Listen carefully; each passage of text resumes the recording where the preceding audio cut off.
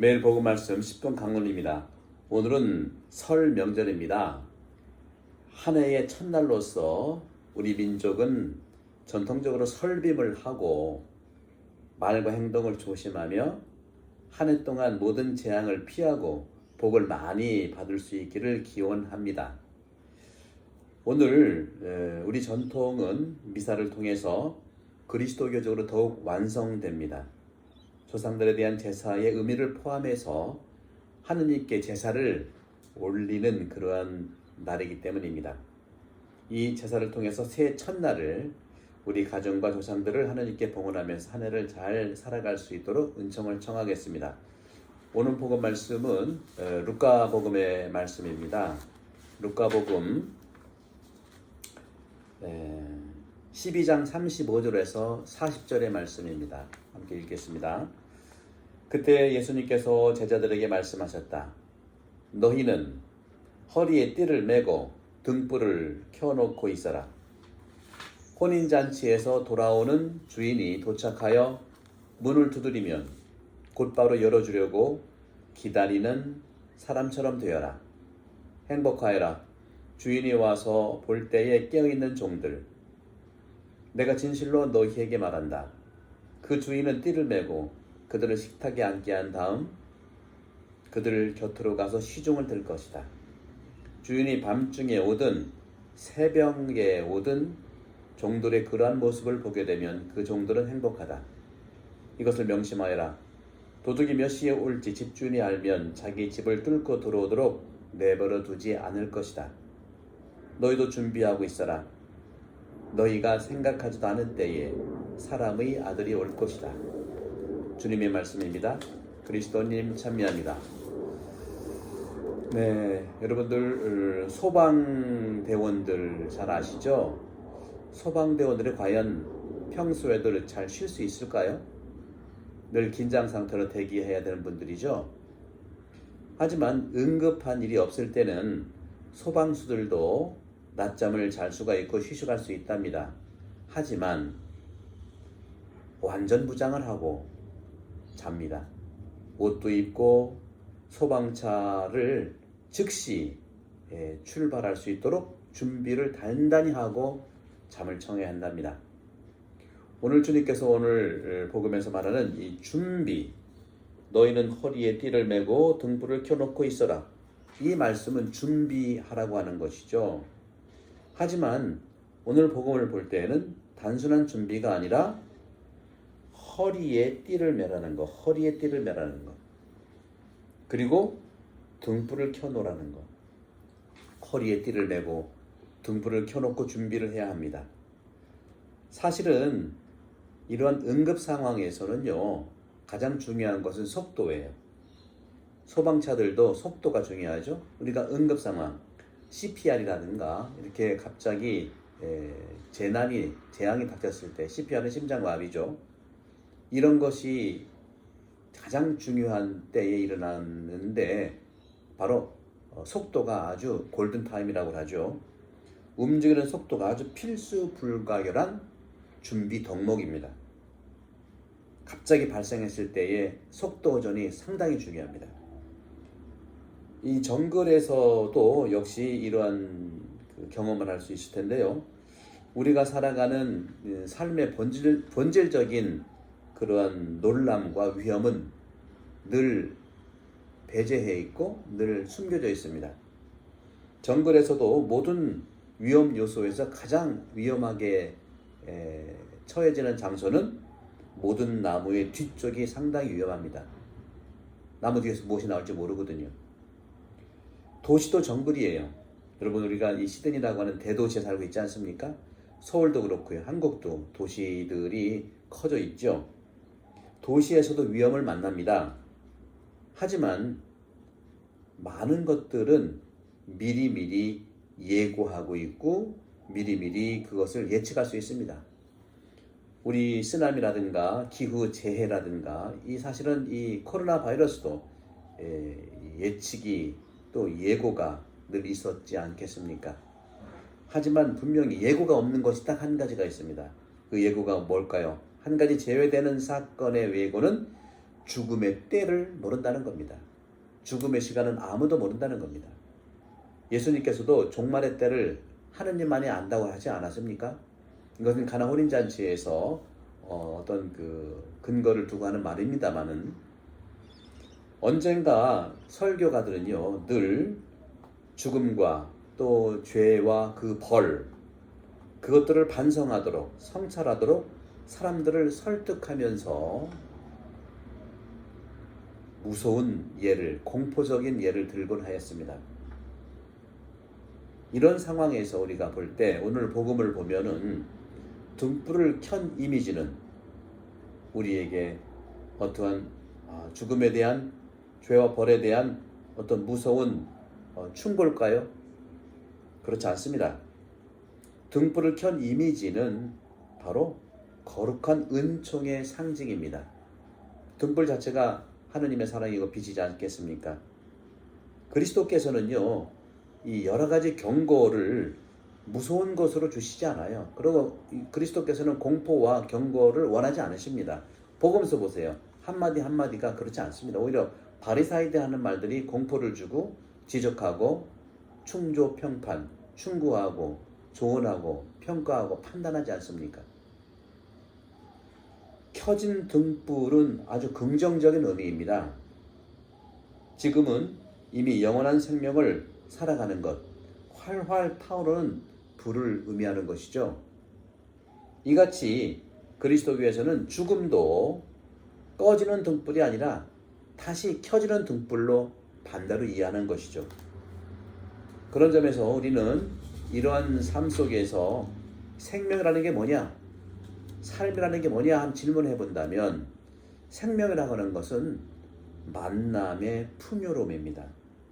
그렇기 때문에 죽음이라고 하는 것도요 만남의 풍요로움을 시작하는 것이고, 켜진 등불, 새로운 삶으로 더욱더 풍요로운 삶으로 가는 건데, 외적인 형태를 보게 되면 죽음은 외로움이요, 모든 관계의 중단이요, 단절로 보여지는 것이죠. 하지만 복음은 그렇게 말하지 않고 있습니다. 여기에서 주님과의 만남, 이것이 바로 혼인잔치와 같은 비유로 얘기하고 있는 것이죠. 그리스도인들에게 죽음은 무엇일까요? 좀 전에 말씀드린 대로 생명이고 삶의 준비입니다. 알고 보지도 못한 사람을 만나기 위해서 우리가 기다릴 때, 우리는 이미 오래전부터 어떤 산 접촉을 하고 있었다는 그런 믿음을 가지고 있는 것이죠. 만남이라고 하는 것은 예상치 않을 수 없지요. 예상을 할 수도 없겠지만 예상을 또 하기도 합니다. 하지만 예상치 않을 수 없는 이런 만남도 사실은 그 만난다는 그가 나를 사랑하는 누구라면, 그렇죠? 그런 부분에서 예상치 않은 그런 만남이라 하더라도 기쁜 일일 것은 분명히 우리에게 다가오는 선물일 겁니다. 만남이라는 것이 어려울 수도 있고 즐거울 수도 있죠. 하지만 모르는 사람도 그가 나를 사랑하는 사람이라면 기쁘지 않겠습니까? 우리가 만남이 어려운 이유는 그가 누군지 모르기 때문에 그런데, 그렇기 때문에 우리가 이 지상의 삶을 살면서 새로운 삶으로 가는 혼인잔치에, 새로운 잔치에 들어가는 천국의 삶은 더욱더 사람을 만나는, 그런 나를 사랑하는 사람을 만나는 것이라고 하는 것이죠. 복음이라고 하는 것이 우리에게 말하고 있는 것은 주님께서 우리의 봉사자가 될 것이라는 것이죠. 보십시오. 우리가 허리에 띠를 메고 등불을 켜놓으면 주인은 띠를 메고, 오히려 주인이 띠를 메는 거예요. 주인도 띠를 메고 쭉 나와야죠. 시중을 든다는 것이죠. 우리에게 시중을 들고 있는 거예요. 그런 점에서 우리의 봉사자가 된다는 것이 주님이라는 것이죠. 이것은 이미 주님의 순환 죽음 전에도 약속을 이미 한 겁니다. 난 더 이상 너희를 종으로 부르지 않고 친구로 부른다는 말씀하셨잖아요. 세 번째, 그 종은 행복할 것이다. 언제요? 주인이 밤중에 오든 새벽에 오든 종들의 이러한 허리에 띠를 메고 등불을 켜놓고 준비하고 있는 그런 모습을 본 그 종들의 모습을 보게 되면 그 종들은 행복하다고 그랬어요. 성경의 여러 곳에서, 특히 다른 곳에서 미래라고 하는 것은요, 다가오는 미래는 새로운 낙원으로 표현하고 있어요. 그럼 어떻게 이해할 수 있을까요? 새로운 낙원이 뭘까요? 신학개론 대강조에서는 말씀드렸죠. 스콜라 신학에서 단순한 방법으로 설명을 했습니다. 잔치라고 하는 것은 어떤 것이죠? 식사하는 것이죠. 우리가 성찬의 전례, 말씀의 전례도 식사하는 것이지 않겠습니까? 말씀을 먹고 성체를 막 먹고. 그런데 하늘에서, 천국이라는 하늘, 새로운 낙원에서는 몸을 위한 어떤 육신적 영양소는 필요하지 않습니다. 영원성에서 우리는 이제는 영적 음식, 영적인 빵으로 영양을 취할 수 있다는 거죠. 영적인 빵의 영적인 영양은 뭘까요? 그것은 바로 진리에 대한 인식입니다. 우리에게 행복을 주는 것은 영적인 음식, 영적인 빵인 진리에 대한 인식, 이것이 우리에게 행복을 준다는 것이 스콜라 신학의 핵심입니다. 바른 설명이지만 어쩌면 이것도 한쪽으로 치우친 그런 설명인 거예요. 오늘은 뭡니까? 설 명절이죠. 우리 설 명절 때 왜 가족들이 모이죠? 먹기 위해서 모입니까? 당연하죠. 먹기 위해서 모이죠.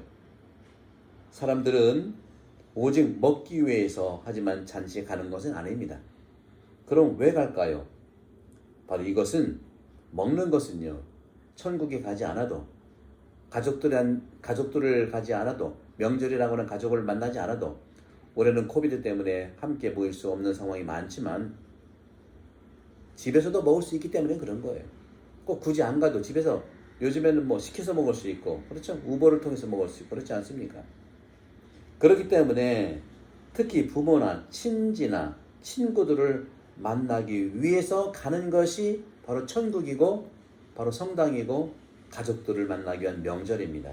명절이야말로 천국 여행의 재현이라고 할까, 경험이라고 할까, 그럴 수 있습니다. 그렇기 때문에 동양에서는요, 혼인잔치는 며칠 동안 계속됩니다. 제가 방글라데시에 이제 우리 제자 신부님이 이제 그 사제품을 받아서 방글라데시 사제품에 참석한 분 이야기를 듣고 동영상을 봤는데, 사제소품이 축제잖아요. 며칠 동안 축제를 벌이는 거예요. 왜? 먹기 위해서? 당연하죠. 말하기 위해서? 당연하죠. 그러나 먹는 것과 말하는 것은 나를 사랑하는 사람, 내가 사랑하는 사람을 만난다는 것이 중요합니다. 만남. 이것이 천국이고, 성찬에 성당에 오는 것도 여러분들 영성치 하기 위해서, 말씀을 듣기 위해서지만 사람을 만나러 오는 거예요. 누구를? 예수님을 만나러 오시지만 사람도 만나는 거예요. 천국은 뭡니까? 천국은 예수님을 만나러 가는 곳이지만 바오로도 만날 수 있고요, 우리 엄마도 만날 수 있고요, 아버지도 만날 수 있고요, 우리 그리운 사람은 다 만나는 거예요. 이것이 천국이에요. 아무 사람도 없고 예수님만 있다? 천국일까요? 그런 점에서 그리스도의 죽음은 더 이상 그리스도와만의 만남이 아니고 그 가족들에 속한 사랑하는 사람들과의 만남이라는 것이죠. 이것이 성인들의 통공이라고 말할 수 있겠습니다. 설 명절 여러분 어떠십니까? 코로나 바이러스고, 또 한국에서는 3, 4, 만날 수가 없는 그런 상황, 또 여기서는 호주기 때문에 명절이 또 이 나라와 또 깊은 관련이 없는 것을 보면 오늘 하루 여러분들 많은 가족들과 만나면서 음식을 통해서, 말씀을 통해서 하나가 됐으면 좋겠습니다. 하나 공지사항 드릴게요. 50 신학개론 대강좌 50회가 마감이 됐고, 이제 51강이 시작하는데, 그것은 제2 수요일부터 시작하겠습니다. 이제는 제2 수요일 날 업로드해서 여러분들께 제공을 하겠는데, 여러분 많은 분들이 제2 수요일 날 단식과 또 자선과 또 기도, 이런 부분에서 여러분 기도의 차원에서 자선과 단식을 잘하기 위해서 신학개론 대강좌를 잘 시청하기를 청해드립니다. 51강부터는요, 우리 신앙에 대한 이야기를 하겠습니다. 신앙을 잘 성장하고 살아가기 위해서 신학입문이라는 것을 시즌 3를 통해서 말씀드리겠습니다. 그동안 시즌 1은 천년기 신학, 시즌 2는 2000년기 신학을 마쳤습니다. 이제 시즌 3에서는 내 신앙을 성장시키고 내 신앙을 바라보기 위해 신앙이란 무엇인가를 알기 위한 신학 입문 ABC를 나가니까 새로운 마음으로 여러분들 기억하세요. 2월 17일 제2수요일날 업로드해서 나가도록 하고 일주일에 2번씩 수요일날 제가 드리고 또 일요일날 오후에 드리고 해서 여러분들이 목요일날부터 또는 수요일날 저녁부터죠. 또 주일날 저녁부터 볼 수 있도록 업로드를 하겠습니다. 여러분들 감사드리고 설 명절 올 한 해 여러 가지 건강하시고 주님 축복 가득하기를 기도합니다. 성부와 성자와 성령께서 여러분 모두를 강복합니다. 감사합니다. 많은 구독과 전파 부탁드립니다. 고맙습니다.